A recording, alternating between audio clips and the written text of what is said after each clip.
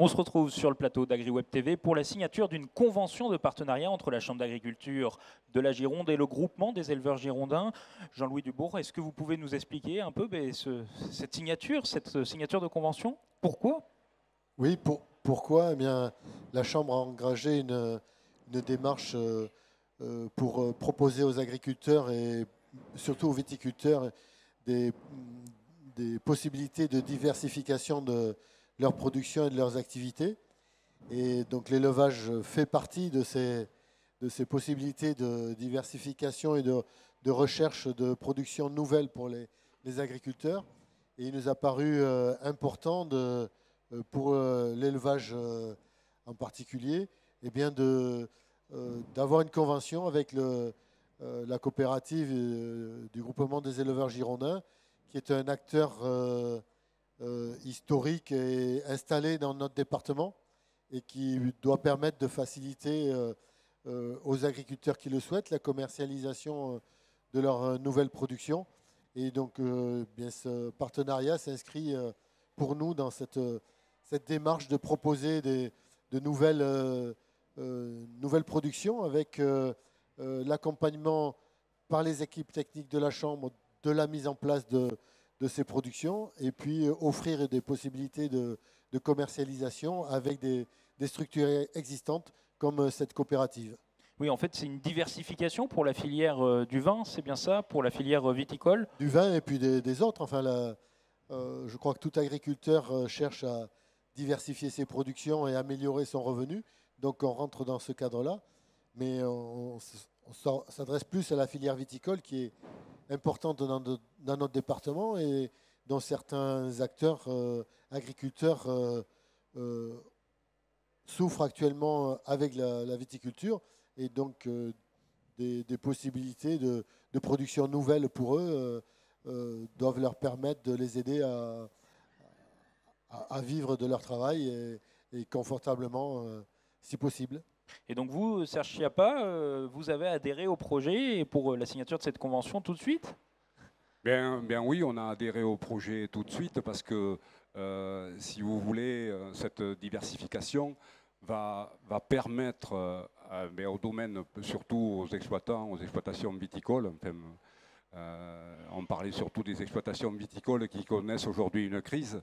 Si vous voulez, moi, quand je me suis installé, dans le paysage girondin, c'était les exploitants, ils étaient en polyculture élevage. Donc ça remonte à quelques années, mais ils étaient, pas si longtemps quand même, ils étaient diversifiés, c'était diversifié et ils arrivaient, bon, il y avait une production qui ne marchait pas trop, on arrivait à compenser par une autre. Et si vous voulez, on va pas tout bouleverser en signant cette convention, mais on va peut-être permettre à quelques viticulteurs qui ont déjà une philosophie de vente ou qui sont en coopérative, eh bien, de développer et d'associer la production bovine ou ovine à déjà leur production de vin. Voilà. Donc, bon, on est à Bordeaux, la viande et le vin, ça va bien ensemble. Et je pense que c'est un enjeu, certes, ça ne va pas bouleverser tout l'élevage girondin, parce qu'on est déjà, bon, on est déjà pratiquement un des plus petits départements d'élevage de France. Mais ça va permettre à certaines exploitations, parce que, si vous voulez, nous, on a déjà au sein du GEG, des gens qui étaient, au sein du groupement des éleveurs girondins, des gens qui étaient prêts à arrêter l'élevage, mais on a 2 ou 3 éléments chez nous, éleveurs qui ont créé une association entre la vigne et le vin, et ils ont pu développer leur production bovine et accompagner le vin, et vice-versa. Vous vouliez peut-être en ajouter un petit mot, Jean-Louis Dubourg? Oui, enfin, vous confirmez un peu tout ça? Oui, c'est pour confirmer ce que disait Serge. C'est vrai que historiquement, la Gironde était un département d'élevage et de viticulture. Et donc l'élevage a bien diminué puisque nous sommes pas très importants au niveau de l'élevage dans les départements français. Et cette association doit permettre aux agriculteurs qui le pourront, d'abord il faudra d'une part le vouloir, ensuite pouvoir le faire. Et puis nous on propose, la Chambre proposera une solution à ceux qui le souhaitent parmi toutes les possibilités qui existent, quoi. Oui, puis on peut rajouter, bon, le GEG a su aujourd'hui mettre en œuvre tout un schéma avec un maillon manquant que l'on a aujourd'hui, c'est l'abattoir de proximité de Bègles qui va permettre, qui est muni aussi d'une salle de découpe, qui va permettre de gérer toute la partie abattage, avec bien sûr avec un accompagnement des animaux, et aussi toute la découpe et les prestations pour arriver à faire des caissettes, où aujourd'hui on peut distribuer la viande. Pour le vin, c'est plus facile, mais aujourd'hui, avec certaines là, comme Chronofresh ou comme ça, on peut, sans publicité, on peut arriver à... Il y en avait un peu, mais... on peut arriver à distribuer nos produits dans toute la France. Donc aujourd'hui, cet outil de proximité nous permet à nous, GEG, et peut permettre à des viticulteurs ou non viticulteurs de faire les deux productions et d'accompagner leurs deux productions. Allez, au département, Stéphane Lebeau, comment s'est accueilli ce genre de rapprochement entre une coopérative et une chambre d'agriculture départementale? Moi, j'ai tendance à dire que voir deux partenaires du département de la Gironde travailler ensemble et sceller ça par une convention, je trouve ça plutôt positif. Et pour rebondir sur effectivement l'échange qu'il y a sur la diversification, aujourd'hui, on voit que la profession viticole se pose la question de l'arrachage. Donc la question qui vient juste après, c'est pourquoi faire. Donc effectivement, l'élevage peut être une solution. Et je pense que le groupement des éleveurs girondins a fait pour le coup la preuve de son efficacité avec une certaine quand même philosophie, des éleveurs qui ont pris un peu leur destin en main, qui fixent leur prix, un prix rémunérateur et qui tiennent effectivement toute la chaîne de la production jusqu'effectivement la boucherie. Donc c'est quand même un circuit très vertueux qui est demandé aujourd'hui par les consommateurs. Donc je pense qu'on ne peut que le soutenir. Enfin, le département fait le choix de le soutenir et je trouve que c'est très très bien que la Chambre prenne la suite pour effectivement faire en sorte de trouver des terres et des futurs éleveurs, parce que l'inquiétude aussi du groupement, c'est que y ait de plus en plus d'éleveurs et que ceux qui sont à la retraite soient remplacés par de nouveaux. Donc je trouve que c'est plutôt une bonne démarche et que je soutiens pleinement, parce qu'effectivement, ça peut être une des options de la diversification. Voilà. Et il y a déjà des projets en cours, est-ce que vous le savez? Ça va bientôt arriver, en fait, finalement. Oui, alors il y a nos ingénieurs et techniciens de la Chambre rencontrent des viticulteurs, proposent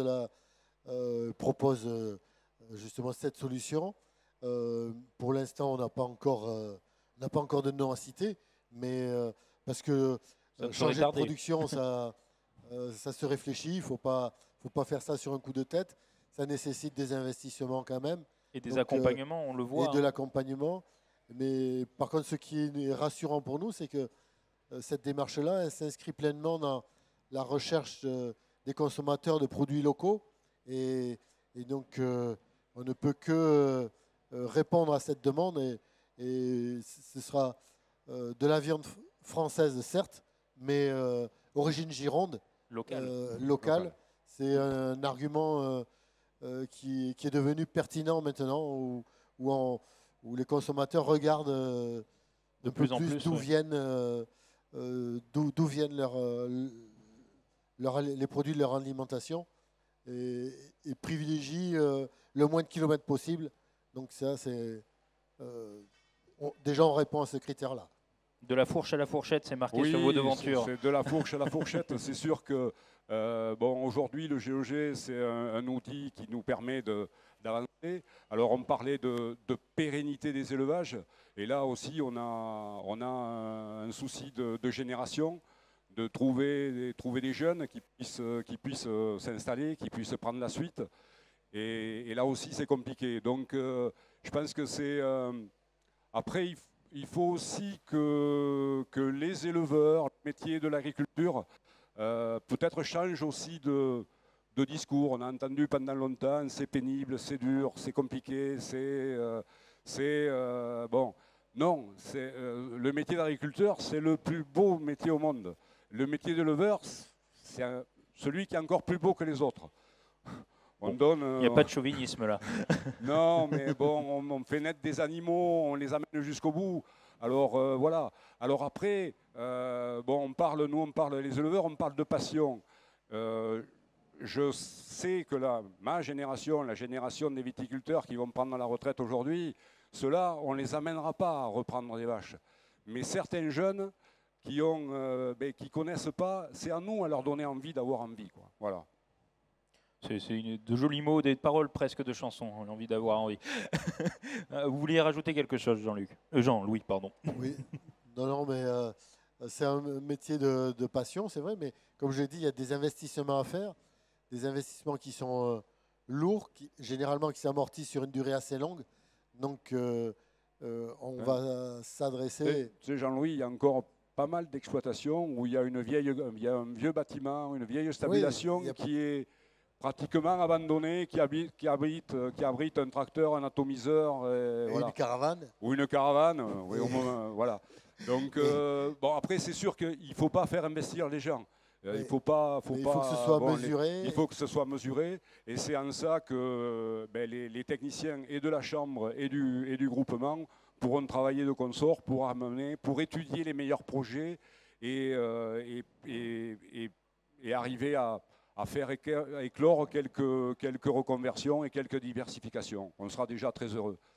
Bon, ben voilà, le mot est dit, et puis je pense qu'il va falloir passer à la signature de cette convention officiellement. Voilà, bon, ben je vous laisse prendre le stylo et signer là où il faut. Allez-y.